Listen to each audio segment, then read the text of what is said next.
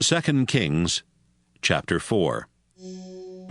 One day the widow of one of the Lord's prophets said to Elisha, "You know that before my husband died, he was a follower of yours and a worshipper of the Lord.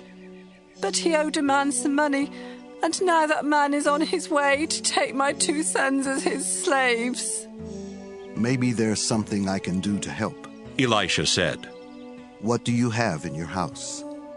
"Sir, I have nothing but a small bottle of olive oil." Elisha told her, Ask your neighbors for their empty jars, and after you've borrowed as many as you can, go home and shut the door behind you and your sons. Then begin filling the jars with oil, and set each one aside as you fill it. The woman left. Later, when she and her sons were back inside their house, the 2 sons brought her the jars, and she began filling them.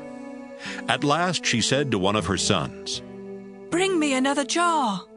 "We don't have any more," he answered, and the oil stopped flowing from the small bottle. After she told Elisha what had happened, he said, Sell the oil, and use part of the money to pay what you owe the man. You and your sons can live on what is left. Once, while Elisha was in the town of Shunammite, he met a rich woman who invited him to her home for dinner. After that, whenever he was in Shunammite, he would have a meal there with her and her husband. Some time later, the woman said to her husband, "I'm sure the man who comes here so often is a prophet of God. Why don't we build him a small room on the flat roof of our house? We can put a bed, a table and chair, and an oil lamp in it. Then, whenever he comes, he can stay with us."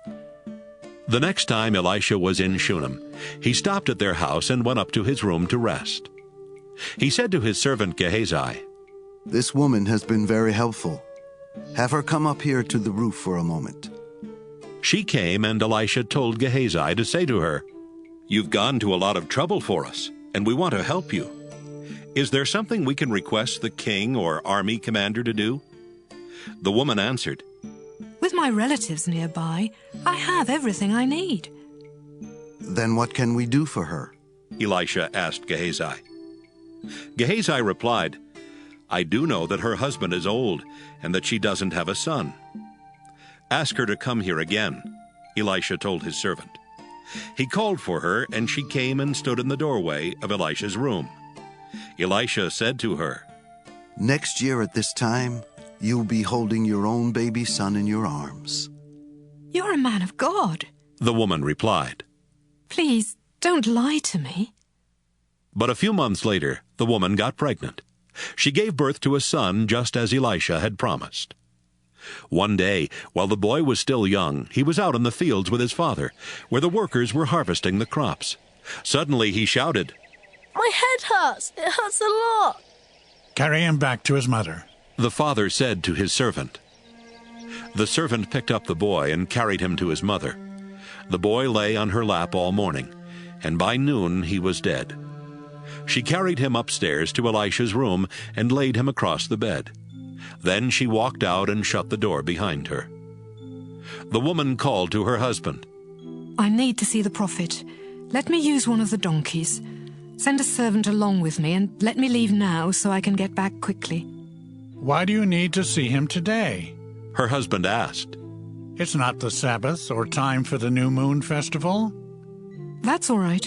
She answered. She saddled the donkey and said to her servant, Let's go, and don't slow down unless I tell you to. She left at once for Mount Carmel to talk with Elisha. When Elisha saw her coming, he said, Gehazi, look, it's the woman from Shunammite. Run and meet her, and ask her if everything is all right with her and her family. Everything is fine, she answered Gehazi. But as soon as she got to the top of the mountain, she went over and grabbed Elisha by the feet. Gehazi started toward her to push her away when Elisha said, Leave her alone. Don't you see how sad she is? But the Lord hasn't told me why. The woman said, Sir, I begged you not to get my hopes up, and I didn't even ask you for a son. Gehazi, get ready and go to her house. Elisha said. Take along my walking stick, and when you get there, lay it on the boy's face. Don't stop to talk to anyone. even if they try to talk to you." But the boy's mother said to Elisha, I swear by the living Lord and by your own life that I won't leave without you. So Elisha got up and went with them. Gehazi ran on ahead and laid Elisha's walking stick on the boy's face, but the boy didn't move or make a sound. Gehazi ran back to Elisha and said, "The boy didn't wake up." Elisha arrived at the woman's house and went straight to his room, where he saw the boy's body on his bed. He walked in, shut the door, and prayed to the Lord. Then he got on the bed and stretched out over the dead body, with his mouth on the boy's mouth, his eyes on his eyes, and his hand on his hands.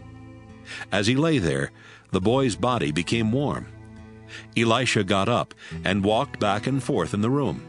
Then he went back and leaned over the boy's body. The boy sneezed 7 times and opened his eyes. Elisha called out to Gehazi, "Have the boy's mother come here." Gehazi did, and when she was at the door, Elisha said, "You can take your son." She came in and bowed down at Elisha's feet. Then she picked up her son and left. Later, Elisha went back to Gilgal, where there was almost nothing to eat, because the crops had failed. One day, while the prophets who lived there were meeting with Elisha, he said to his servant, "Fix a big pot of stew for these prophets."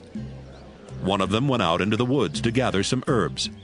He found a wild vine and picked as much of its fruit as he could carry, but he didn't know that the fruit was very sour. When he got back, he cut up the fruit and put it in the stew.